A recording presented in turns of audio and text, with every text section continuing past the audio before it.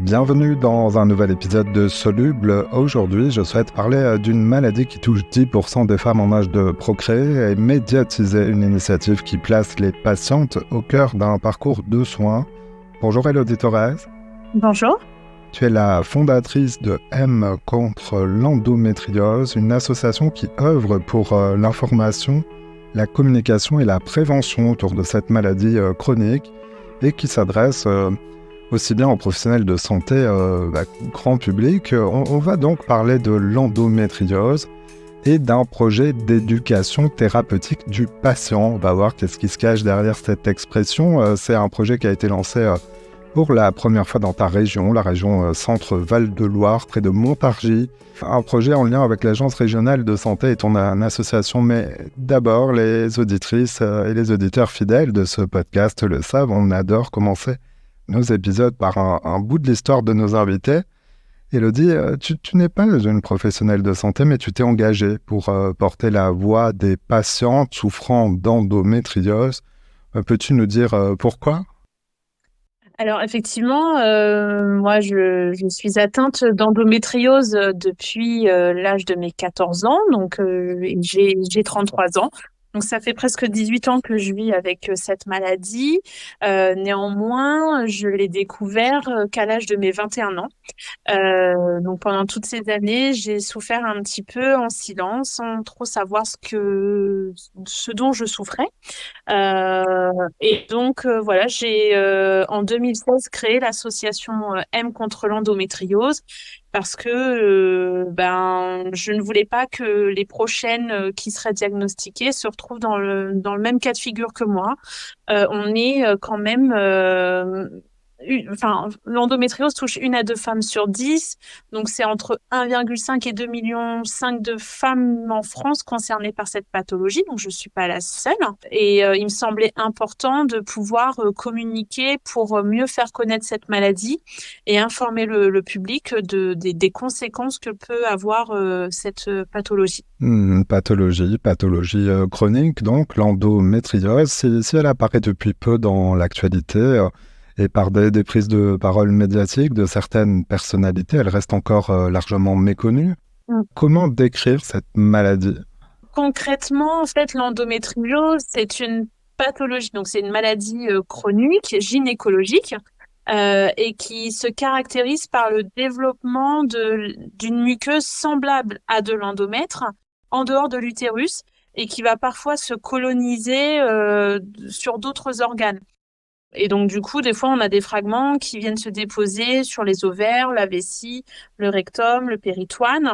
Le péritoine, c'est la membrane qui recouvre un petit peu tous les viscères et qui viennent provoquer des douleurs au niveau du bas du ventre et d'autres symptômes fonctionnels en fonction de la localisation de ces fragments.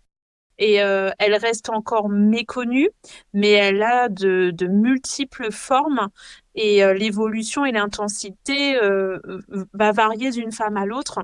Et son diagnostic, il reste encore trop souvent tardif parce qu'on parle encore de 7 ans en moyenne pour qu'un diagnostic soit posé. On parle même d'errance diagnostique, donc 7 ans en moyenne, comme tu le disais. Alors aussi parce que certains des symptômes peuvent être confondus avec d'autres pathologies, mais tu as prononcé le mot de douleur. Elle est parfois si intense et si invalidante qu'elle peut empêcher de continuer certaines activités de sa vie quotidienne. C'est bien une des caractéristiques majeures. Oui. Tout à fait. Et oui, quand on souffre, et ben on est fatigué, fatigable aussi. Et puis ça nous empêche de vivre une vie d'une femme lambda. Et puis ce retard de diagnostic aussi, je veux quand même qu'on le précise, c'est aussi parce que en 2024, il y a encore beaucoup de professionnels de santé qui restent insuffisamment formés à diagnostiquer l'endométriose et en tout cas la prendre en charge. Et oui, du coup, il y a cette errance thérapeutique en fait pour les femmes qui en sont atteintes qui est juste énorme. Et parfois, cette errance médicale engendre des conséquences non négligeables chez les femmes. Et parfois, c'est irréversible aussi hein, au niveau de la maladie. Parce que quand on a des cas d'endométriose trop développés, malheureusement, pour calmer les douleurs, etc., c'est pas chose facile, quoi. Au début 2022, le président français Emmanuel Macron avait annoncé le lancement d'une stratégie nationale de lutte contre l'endométriose. Il avait indiqué dans son discours que ce n'est pas un problème de femmes, c'est un problème de société. Alors sur quoi faut-il agir dans la société pour faire progresser la connaissance, l'information et l'inclusion des patientes souffrant d'endométriose? Qu'est-ce qui est prioritaire? Il faut aussi changer les regards. Ouais, faut changer les regards parce qu'effectivement, c'est une maladie alors qui touche physiquement la femme, mais elle vient impacter le couple. Euh, Elle vient aussi impacter chez certaines femmes l'infertilité. Euh, voilà, parce que c'est quand même la première cause d'infertilité chez la femme, l'endométriose, même si ce n'est pas une fatalité. Bon, il faut quand même le dire. Et puis, oui, c'est un problème de société. Il y a tout un tabou qui reste omniprésent quand on parle de règles. Ça a un impact sur la vie intime, la vie professionnelle, la vie sociale. Donc, ça ne peut qu'être qu'un sujet à mettre sur la place publique, hein, parce que on doit pas taire, en tout cas, les symptômes liés à l'endométriose. Agir, il faudrait plus de moyens aussi pour que la science puisse trouver un traitement ou déjà comprendre comment l'endométriose se développe parce que voilà, on a des adolescentes comme des femmes beaucoup plus âgées qui vont être diagnostiquées de l'endométriose. On ne sait pas pourquoi certaines femmes la développent et pas d'autres. Donc, il faut miser un petit peu sur toutes ces sphères-là. Tu le disais, il n'y a pas de traitement, en tout cas pas de traitement définitif pour en finir avec la maladie, mais on va le voir, il y a des prises en charge, notamment de la douleur et des stratégies de prévention ou d'atténuation de ces douleurs, des douleurs, et on l'a compris, qui parfois peuvent donc causer des difficultés à s'épanouir, mais aussi à être présent à l'école, au travail, et occasionner des problèmes d'intégration dans la vie de tous les jours. Et donc, j'en viens précisément à l'initiative que tu as portée. C'est un programme qui fait intervenir plusieurs professionnels de santé autour de la patiente. D'abord, en quoi cela consiste-t-il concrètement? Ce projet, en fait, je le porte depuis plus de 3 ans et je le travaille avec une gynécologue basée sur Montargis. Euh, et ce programme, en fait, il permet aux femmes atteintes d'endométriose ou en cours de diagnostic de rencontrer des professionnels de santé qui sont tous formés à l'endométriose et qui vont, ces professionnels, leur permettre d'obtenir en fait les billes pour apprendre à vivre avec sa maladie, gérer la douleur, la gestion des émotions aussi avec le travail d'une sophrologue, un travail autour de la diététique parce que l'endométriose c'est une maladie inflammatoire. Quand on ajoute de l'inflammation à de l'inflammation, forcément, c'est très compliqué. Donc voilà, on travaille avec une équipe de professionnels de santé motivés et surtout formés à cette pathologie. Et donc ça permet aussi d'avoir un accès aux soins plus rapide. Donc, des gynécologues, des kinésithérapeutes, sophrologues, tu le disais, diététiciennes, infirmières. C'est Voilà. un projet donc, qui a débuté fin 2023. Jusqu'à 150 femmes de ton territoire pourront bénéficier de cet accompagnement. C'est un accompagnement gratuit. Oui, tout à fait. En fait, c'est un projet que j'ai aussi mené avec la CPTS Gâtinais Montargois, donc une association de professionnels de santé libéraux. Et ensemble, nous avons porté ce projet auprès de l'ARS qui a soutenu notre démarche et finance à 100% les consultations pour ces patientes. Et donc, c'est une affection de longue durée, on le disait tout à l'heure, donc dans ce cadre, qu'il y a une prise en charge.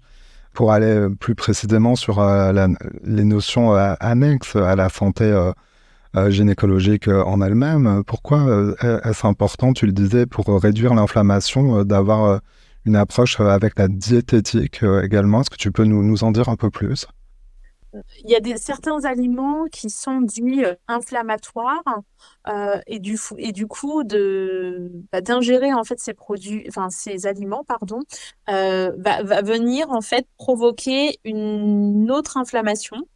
Et donc, voilà, on digère mal et on peut passer de la constipation à de la diarrhée, à des nausées aussi, à avoir un ventre gonflé, ce qu'on appelle l'endobélie chez les femmes atteintes d'endométriose. C'est le ventre de femmes enceintes sans porter de bébé à l'intérieur.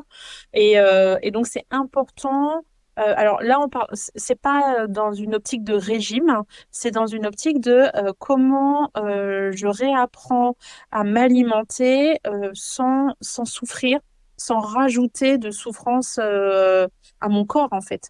Donc, la diététicienne, pardon, fait un travail remarquable à ce sujet-là, d'accompagnement et de comment je réapprends à manger.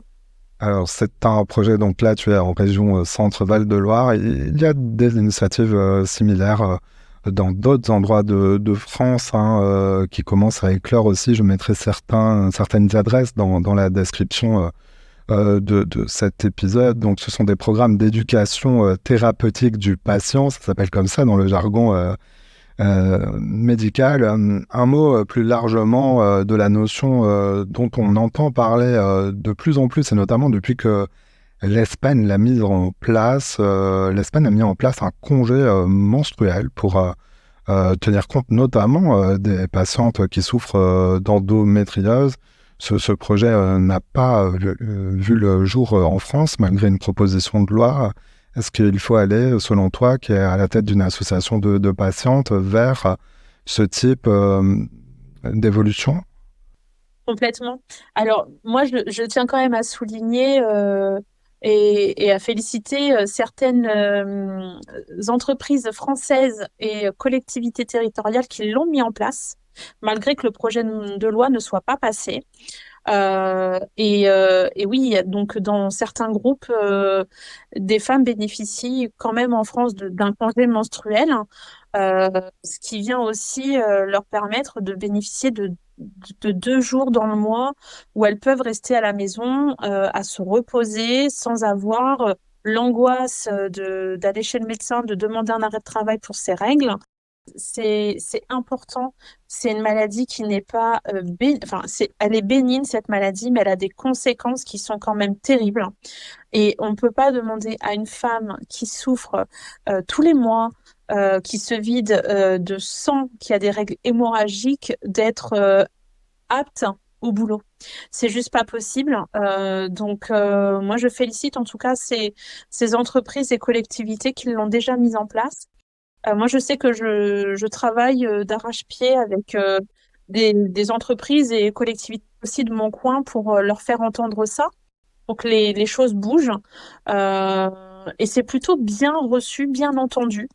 Donc, je me dis qu'il y a peut-être des chances que ça bouge quand même et je nous le souhaite pour toutes celles qui souffrent d'endométriose. Des solutions sont là. Merci de les avoir partagées dans Soluble. Élodie Torres, donc présidente de l'association M contre l'endométriose. Je mets les coordonnées également de ton association dans la description de cet épisode. On peut aussi vous suivre sur les réseaux sociaux.